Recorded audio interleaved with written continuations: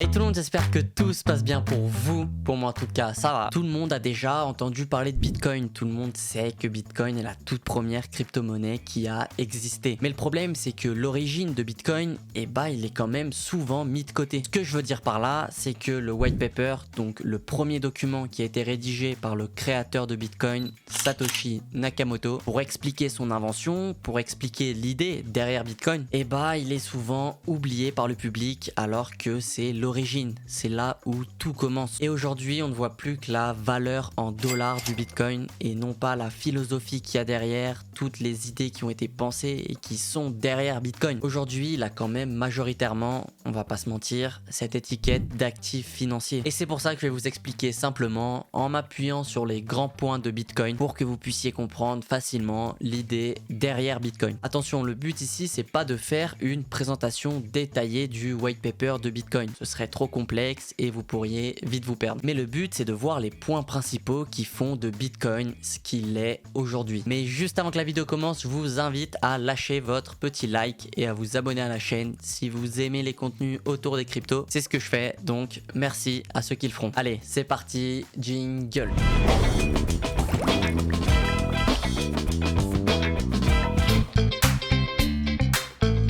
On va traiter ce sujet en différents points. Dans le premier point, on parlera du white paper, donc l'idée de Bitcoin. Pourquoi Bitcoin? Dans le deuxième point, on parlera des idées reçues sur Bitcoin, donc la réserve de valeur, la spéculation, etc. Puis on finira par la conclusion. On commence avec le premier point, c'est parti. Donc les amis, vous avez sous vos yeux le white paper original de Bitcoin, traduit en français bien sûr, qui défile à l'écran. Et quand on commence à le lire, ce qui arrive directement sous nos yeux, c'est le titre. Bitcoin en système de paiement électronique, pair à pair. Le titre veut déjà tout dire, mais si on le traduirait d'une façon un peu plus compréhensible, ça ressemblerait à ça. Bitcoin en système de paiement électronique décentralisé. Le titre en dit long déjà. Ça veut dire que tout ce qu'on connaît actuellement, donc par exemple les cartes bancaires, les virements bancaires, qui sont donc centralisés, avec Bitcoin, c'est une nouvelle façon de voir le paiement électronique. Avec un système de paiement électronique totalement décentralisé, qui, je le rappelle, à l'époque où Bitcoin a été créé, était quasiment inimaginable, ou du moins peu commun. Si on descend un peu dans le white paper, on a le résumé de Bitcoin. Et ce que son créateur dit dedans, imaginez un monde où on pourrait faire des transactions sans passer par une institution financière. Et si nous tous, simples humains que nous sommes, on pourrait se faire confiance tous ensemble grâce à la technologie que Bitcoin est, en système électronique. Grosso modo, le message c'est ça. La question qu'il met en avant, c'est est-ce qu'on a vraiment besoin d'intermédiaires pour faire des transactions? Est-ce que ce serait pas possible de passer par une solution plus simple de particulier à particulier? Donc, il propose ça. Mais après, il se dit quand même, bon, d'accord, c'est bien de se faire confiance entre nous, mais il faut s'assurer que si Bitcoin est créé, il ne faut pas qu'on ait de double dépense vu qu'on n'a plus de tiers de confiance. Ça veut dire qu'un token, en jeton, peut être utilisé une seule fois pour payer avec. Pas qu'on puisse dupliquer plusieurs fois ce même jeton. Ça n'aurait aucun sens. Parce que dans notre système actuel, c'est le tiers de confiance qui vient vérifier que l'argent est dépensé une seule fois. Et Bitcoin a pour but de retirer ce tiers de confiance. Donc la question se pose. Et le créateur de Bitcoin va donc proposer une solution à ce problème. Il va dire, de mon côté, j'ai pensé à un réseau qui regrouperait toutes les transactions et de manière sécurisée, du moment qu'il y a plus de personnes honnêtes qui participent que de personnes mal intentionnées.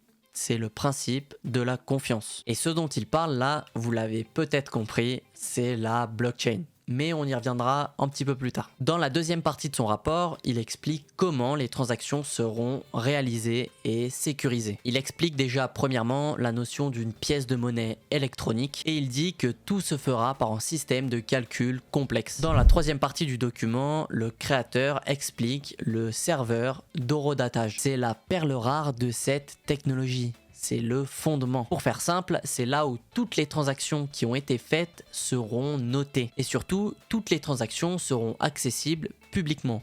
tout le monde pourra regarder quelle transaction a été faite. Les transactions faites seront ajoutées dans des blocs uniques dans l'ordre chronologique du temps, ce qui crée une chaîne de blocs, d'où le nom de blockchain. Pour le prochain point, Satoshi exprime l'idée du proof of work, donc la preuve de travail en français. Mais j'en ai fait une vidéo complète et détaillée, donc je vais pas m'arrêter dessus. Je vous invite à la regarder, je vous la mets ici et en fin de vidéo. Un point aussi qui est très important et que je dois vous parler dans l'idée de Bitcoin, c'est le point qui s'appelle vie privée. Il exprime que dans le modèle bancaire actuel, notre vie privée reste protégée. Nos informations personnelles ne sont pas divulguées quand on fait un paiement par carte bancaire par exemple. Et donc, étant donné que toutes les transactions qu'on fait sur la blockchain sont accessibles au public, tout le monde peut voir qu'une adresse A a envoyé des bitcoins à une adresse B. Mais par contre, avec Bitcoin, on ne peut pas savoir qui est derrière la transaction. On ne sait pas qui est A et qui est B. Et maintenant qu'on a vu comment Satoshi Nakamoto voyait le Bitcoin, voyait toute sa philosophie, on va maintenant passer aux idées actuelles reçues sur Bitcoin. Parce que beaucoup d'idées circulent et il y a du vrai et il y a du faux. Donc, on va faire un petit point.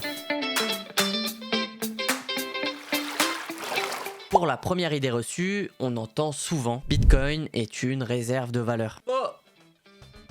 Bon, non, c'est faux. Bitcoin n'est pas une réserve de valeur. À aucun moment dans le white paper de Bitcoin, on a marqué que Bitcoin a pour but d'être une réserve de valeur. Par contre, avec le temps, on a pu se rendre compte que Bitcoin était désinflationniste. Attention, pas déflationniste, mais désinflationniste. Ça veut dire qu'au fil du temps, il réduit l'inflation. Il va pas contre l'inflation. Et ce qui permet de déduire cette désinflation, c'est grâce au code implémenté dans Bitcoin, notamment le halving de Bitcoin. Le halving, c'est quoi? Le halving, il dit quoi? Il dit que tous les 4 ans, ça fait tous les 210 000 blocs minés, et bah il diviserait par 2 le nombre de jetons émis en circulation par bloc validé. Ça veut dire que tous les 4 ans, le Bitcoin devient de plus en plus rare. Il y a de moins en moins de Bitcoin qui sont émis sur le marché. Pour que vous compreniez, regardez ce graphique. Donc en bleu, on a une courbe qui représente le nombre de Bitcoin en circulation. Et en orange, on a un escalier qui représente le nombre de Bitcoin émis par bloc. Si on va à gauche du graphique, donc au début de Bitcoin, quand Bitcoin a été créé,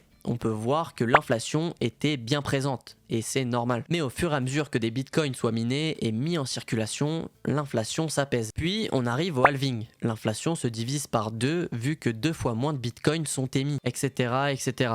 On refait ce schéma, puis on arrive à aujourd'hui, où on se situe à une inflation d'environ 3,8% pour 17 millions de bitcoins en circulation. Et avec le temps et les prochains halvings, on se rend compte que le bitcoin devient de plus en plus rare et que son inflation diminue. Et en 2080, donc d'ici 54 ans, l'inflation est estimée sur Bitcoin à 0,01% pour 21 millions de bitcoins en circulation. Donc vous l'avez compris, Bitcoin n'est pas une réserve de valeur, mais on s'aperçoit bien qu'il réduit l'inflation au fur et à mesure du temps grâce au halving qui le rend de plus en plus rare. Donc c'est un jeton qui est désinflationniste. Pour la deuxième idée reçue, c'est Bitcoin est en Ponzi. C'est totalement faux. Bitcoin ne dépend pas des nouveaux arrivants pour fonctionner. Il fonctionne sur un protocole informatique qui permet de transférer de la valeur de particulier à particulier. Tout simplement. Et son prix, il varie grâce au principe de l'offre et de la demande. Bitcoin peut très bien fonctionner avec 2 personnes. Et il est aussi transparent. Tout le monde peut consulter ce qui se passe. Et aussi son code est open source. Et c'est cette transparence qui justifie aussi la confiance. Chaque personne peut apporter sa pierre à l'édifice. Bitcoin est spéculatif. Pour le coup, c'est en partie vrai. Il y a de la spéculation dans les cryptos, on peut pas dire le contraire. Mais je dirais que tout est relatif, c'est pas forcément quelque chose de mauvais. Au début d'internet, il y a eu aussi de la spéculation, alors que c'était une idée révolutionnaire et innovante. Et aussi, au final, est-ce que l'innovation est pas synonyme de spéculation? Je veux dire,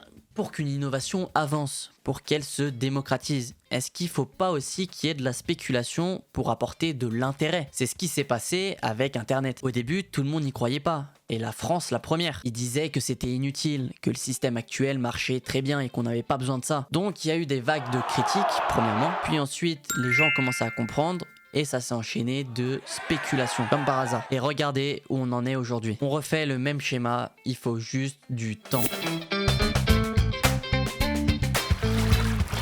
Pour conclure, Satoshi Nakamoto a créé une vraie perle qui répond à un besoin qui est bien présent dans notre société. Le problème qui est la centralisation. Et l'idée derrière Bitcoin, derrière la blockchain, elle est bien plus saine que ce qu'on pense. Ce n'est pas se décentraliser juste pour dire de se décentraliser. C'est se décentraliser pour aller vers une transparence et une liberté d'action saine. Est-ce que ce serait pas tout simplement une évolution du système actuel? J'attends vos avis en commentaire. Et voilà, c'est la fin de cette vidéo. J'espère qu'elle vous a plu. Si c'est le cas, n'hésitez pas à lâcher votre petit like et à vous abonner. Ça me soutient énormément. Sur ce, je vous retiens pas plus longtemps. C'était Clémise. On se retrouve pour la prochaine vidéo.